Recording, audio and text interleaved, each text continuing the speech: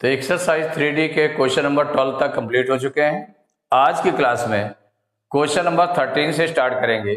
तो question number 13 है, find the smallest number by which 252 must be multiplied to get a perfect square.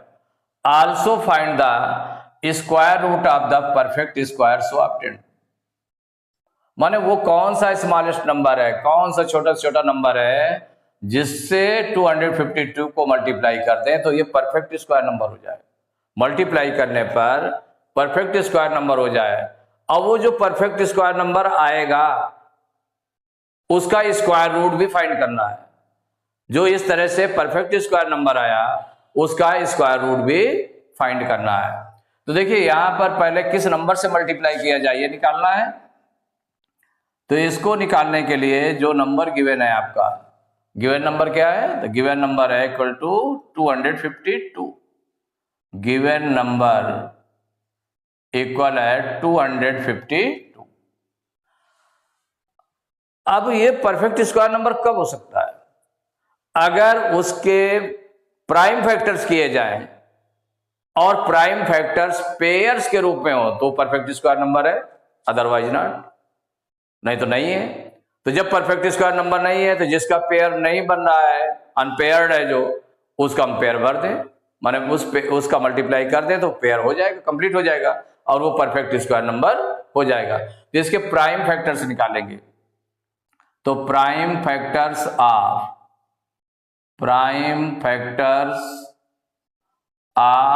252, भाई इसके prime factors कर लीजिए। तो 252 के प्राइम फैक्टर्स 2 से डिवाइड होगा, 2 1 जा 2, 2 2 जा 4, 5 में 4 माइनस करेंगे 1, 2 तारा 12 हो जाएगा, 2 6 जा 12। फिर 2 से डिवाइड हो जाएगा, 2 6 जा 12, 2 3 जा 6। अब 2 से डिवाइड नहीं होगा, अब किससे? 3 से डिवाइड होगा। 3 2 जा 6, 3 1 जा 3, फिर 3 से डिवाइड होगा, 3 7 जा 21। इसके बाद 7 से डिवाइड होगा, 7 1 जा 7। तो प्राइम फैक्टर्स हो गए इसके। तो प्राइम फैक्टर्स आप जो गिवन नंबर था उसके प्राइम फैक्टर्स किए गए 2 इंटू 2 इंटू 3 इंटू 3 इंटू 7। भाई ये नंबर परफेक्ट स्क्वायर नंबर है कि नहीं है?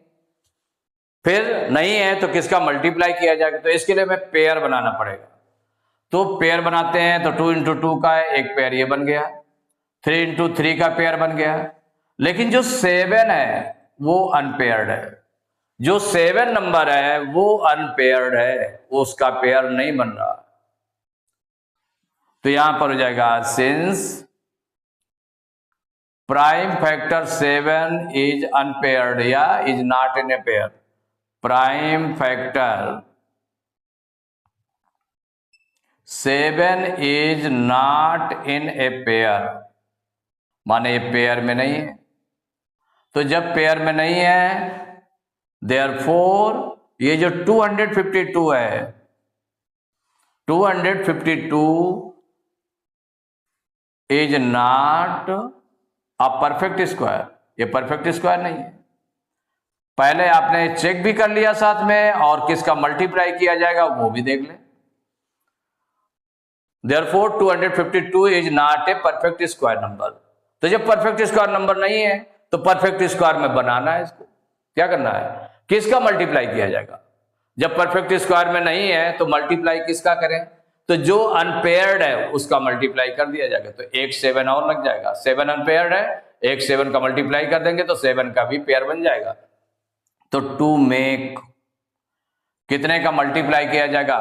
इसमें परफेक्ट स्क्वायर नंबर करने के लिए कितने का मल्टीप्लाई किया जाएगा? तो to make a perfect square number, a perfect square number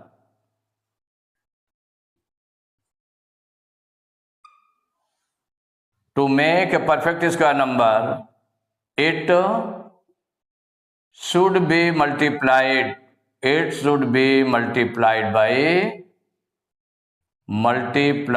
by 7, माने जो अनपेयर्ड था उसका मल्टीप्लाई किया जाएगा। To make a perfect square number it should be multiplied by 7, 7 से मल्टीप्लाई किया जाएगा। माने किस नंबर से मल्टीप्लाई किया जाए, तो 7 से। 7 से मल्टीप्लाई करने पर ये परफेक्ट स्क्वायर नंबर हो जाएगा।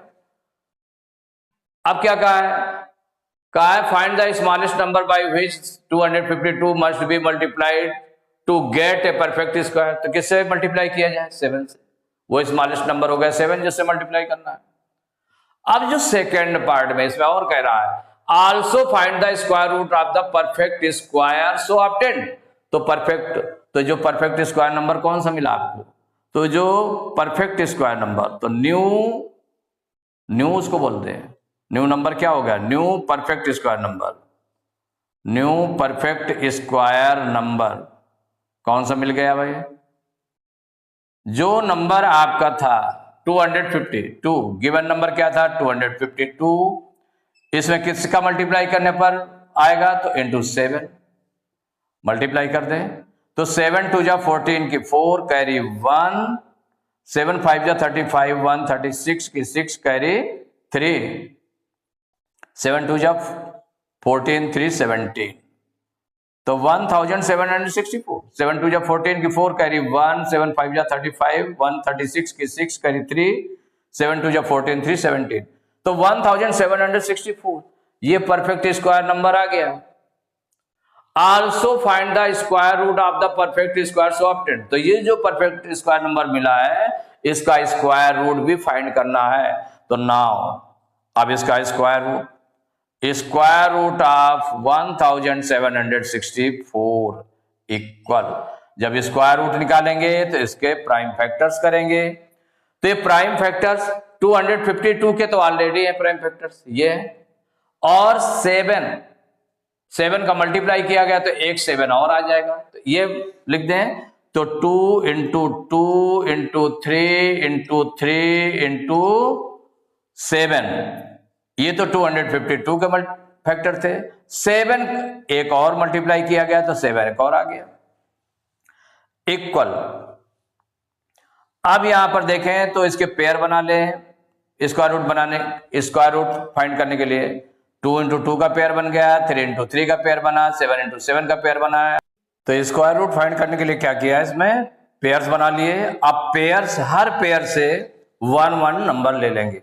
तो 2 इंटू 2 से एक 2 ले लिया, इंटू 3 इंटू 3 से एक 3 ले लिया, 7 इंटू 7 पेयर से एक 7 ले लिया। अब इनका मल्टीप्लाई कर रहे हैं तो 2 3 जा 6, 6 7 जा 42, माने वो इसका स्क्वायर रूट कितना आ गया, जो परफेक्ट स्क्वायर नंबर आया इसका स्क्वायर रूट हो गया 42। तो क्या फाइंड करना था, इसमें आंसर में 2 चीजें निकालनी थी। एक तो फर्स्ट आंसर था find the smallest number by which this must be multiplied. तो स्मॉलेस्ट नंबर कौन सा हो गया जिसे मल्टीप्लाई किया गया है, तो स्मॉलेस्ट नंबर जिसे मल्टीप्लाई करने पर वो परफेक्ट स्क्वायर आ गया, वो स्मॉलेस्ट नंबर कितना है 7। एक तो ये हो गया। सेकंड हो गया स्क्वायर रूट, जो न्यू नंबर आपका मिला, माने जो परफेक्ट स्क्वायर नंबर आया 1764, इसका स्क्वायर रूट कितना निकला है 42। ये 2 आंसर्स हो गए।